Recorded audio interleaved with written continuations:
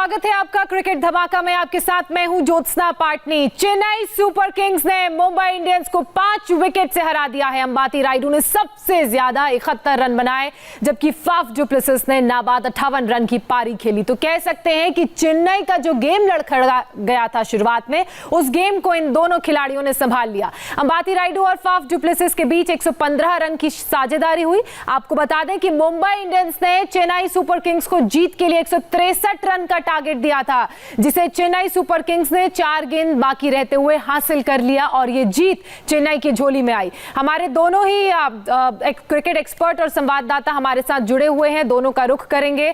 सबसे पहले मैं आपके पास आना चाहूंगी यशपाल जी। जैसा कि मैच शुरू होने से पहले आपने कहा था कि आपको लग रहा था कि 60% गेम मुंबई के पाले में है, अब क्या कहेंगे आप?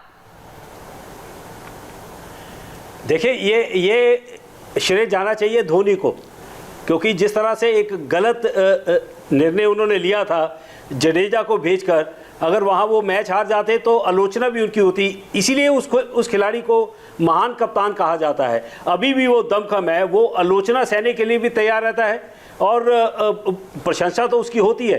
तो ये दमखम अभी भी उसकी कप्तानी में दिखता है। यही फ़र्क दिखा है कि जो 60% मुंबई इंडियंस के तरफ जा रहा था वो अपने पाले में ले गए। तो यही कमाल किया है। जहां जडेजा की जगह उनको आना चाहिए था, जडेजा को भेजा, उसके बाद करण को भेज दिया और वो 11 गेंदों में जो 29 रन बने हैं उसी ने ये पलटी खाया इस गेम में। तो मुझे लगता है मुंबई इंडियंस का कोई खराब दिन नहीं था, उन्होंने अपनी गलतियों से खराब किया है। इतना अच्छा स्टार्ट मुंबई इंडियंस ने लिया और मध्य क्रम उनका फ्लॉप हो गया, तो मुझे लगता है वहाँ खेल पलट गया। और वही एक हमेशा कप्तानी में जो धोनी देखते हैं कि जहाँ कमजोरी उनको दिखती है उस पर वो प्रहार करते हैं। देखिए किस तरह से उन्होंने बहुत ही अच्छी रणनीति के साथ बल्लेबाजी का कमाल किया। और जो हम चर्चा कर रहे थे कि अंबाती रायडू को भरपाई करनी होगी सुरेश रैना की, कमाल का वो दिखा रहे हैं कि वो वर्ल्ड कप में, पिछले जो वर्ल्ड कप में उनको नहीं चुना गया था, कि अभी भी उनमें वो दमखम है, उनको क्यों नहीं ले जाया गया। तो मुझे लगता है कि वो कुछ साबित करने के लिए मैदान पर उतरे थे। कमाल की पारी अंबाती रायडू ने खेली। बिल्कुल। और इसी सवाल के साथ वैभव मैं आपका रुख कर रही हूँ। Faf du Plessis, Ambati Rayudu की बात करें तो सुरेश रैना की कमी टीम में होने नहीं दी। इसके अलावा अगर मुंबई इंडियंस की बात करें तो शुरुआत हालांकि उनकी अच्छी थी, लेकिन वही मिडिल ऑर्डर खराब हो गया। नहीं, मिडिल ऑर्डर खराब नहीं होगा। यहाँ पर हमने फाफ डु प्लेसिस की, हम बैटिंग की बात कर रहे हैं, लेकिन जो फाफ डु प्लेसिस का सबसे ज्यादा रोल था आज वो नजर आया सबसे पहले फील्डिंग पे। उन्होंने बाउंड्री पे 2 शानदार कैच पकड़े। एक समय मोमेंटम जो था पूरी तरीके से मुंबई इंडियंस की तरफ शिफ्ट हो चुका था, जिस तरीके से हार्दिक पांड्या बैटिंग कर रहे थे, सौरभ तिवारी बैटिंग कर रहे थे, लेकिन उस समय जो क्रंच टाइम पे जो शानदार कैचेस पकड़े हुए एकदम बाउंड्री पे फाफ डु प्लेसिस ने, तो वो वहां से जो मोमेंटम था मुंबई इंडियंस का वो थोड़ा सा टूट गया।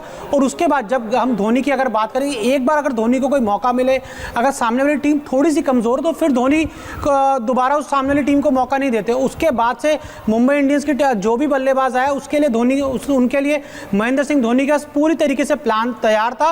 और हमने देखा कि एक समय जब लग रहा था कि मुंबई इंडियंस की टीम शायद 180 रन तक बना लेगी, लेकिन मुंबई इंडियंस की टीम 160 के आसपास ही रन बना पाई। तो वहां पर हम कह सकते हैं ये पूरा धोनी का मास्टर स्ट्रोक था। और यहाँ हम बात करें Faf du Plessis, Ambati Rayudu, दोनों सीनियर बैट्समैन हैं, दोनों अपने देश के लिए बहुत शानदार खेल चुके हैं, चेन्नई सुपर किंग्स के लिए अच्छा खेलते हैं। देखिए यहाँ पर जो आज मुंबई इंडियंस के बल्लेबाजों से गलती हुई है कि जब आपको पता था कि मैदान बड़ा है तो आपने जो आते ही स्टार्टिंग में विकेट्स मारने की कोशिश कर दी।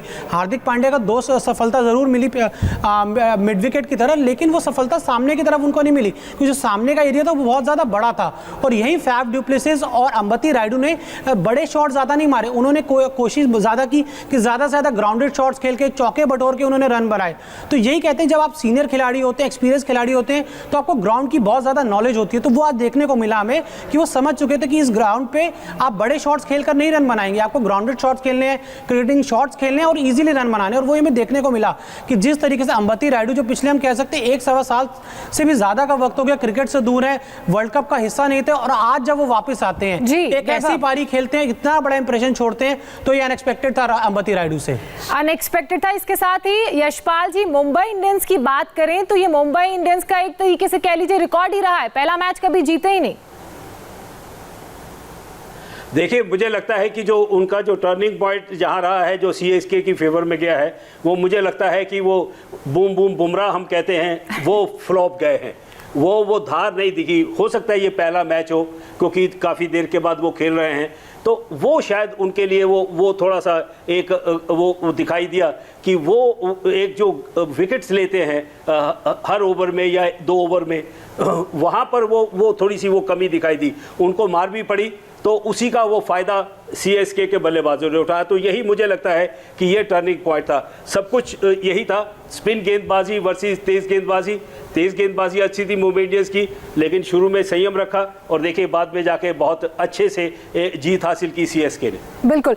वैभव, सीएसके का अगर जिक्र करें तो जैसा कि हम लोग जब मैच चल रहा था तब डिस्कस भी कर रहे थे कि मुंबई जो है बहुत ही फुली पैक्ड लोडेड टीम लग रही है, लेकिन यहाँ चेन्नई बाजी मार गई। मुंबई के जिन बॉलर्स का हम जिक्र कर रहे थे वो भी शायद आज कुछ करिश्मा नहीं दिखा पाए। जी, जब महेंद्र सिंह धोनी जैसा कप्तान हो तो भले मैं मान सकता हूं कि मुंबई इंडियंस की टीम जिस तरीके से मैच शुरू होने से पहले भी हमने बात की थी कि बहुत स्ट्रांग टीम नजर आ रही है, सारे बेसिक्स उन्होंने कवर किए हैं, लेकिन जब सामने महेंद्र सिंह धोनी हो तो हमेशा महेंद्र सिंह धोनी एक स्टेप आगे रहते हैं। वो अपने सारे बेसिक्स को, सारे प्लान्स को कवर करके चलते हैं। यहाँ एक बहुत अच्छी चीज़ ये देखने को मिली, मतलब शायद एक्सपेक्टेड नहीं था कि ये था कि फैफ डु प्लेसिस शायद ओपनिंग करेंगे शेन वॉटसन के साथ, लेकिन उन्होंने पता था सुरेश रैना टीम में नहीं है तो फैफ डु प्लेसिस को थोड़ा नीचे खिलाया और उन्होंने ओपनिंग करवाई मुरली विजय से। और यही धोनी का स्टाइल है कि विरोधियों की कमजोरियों को पहले देखो, परखो और उसके बाद अपना जजमेंट लो। बहरहाल आज के मैच की अगर बात की जाए तो आज के मैच के गेम चेंजर कौन रहे, आइए देखते हैं।